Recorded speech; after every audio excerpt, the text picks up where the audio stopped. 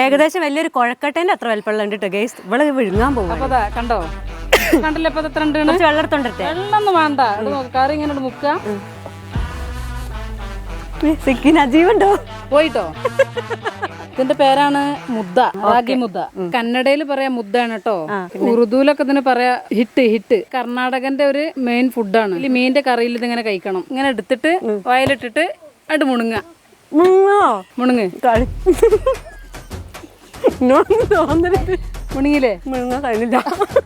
ഇങ്ങോട്ട് നോക്കിയാ ഇങ്ങനെ കേട്ടോ. ഇത് ഒറ്റടിക്ക് വീങ്ങോളും ഞാൻ പഠിപ്പിച്ചു തരും. വേണ്ടു ഇവിടെ തുഞ്ചത്തിടരുത്. സാധിക്കും, സാധിക്കും. ഞാന് ഇങ്ങനത്തെ രണ്ടെണ്ണല്ലേ, അത് രണ്ടും ഞാൻ കഴിക്കും. ഇതാണ് വയലിട്ടിട്ടാണ്ട് മുണുങ്ങണ കേട്ടോ. വിഴുങ്ങി വായ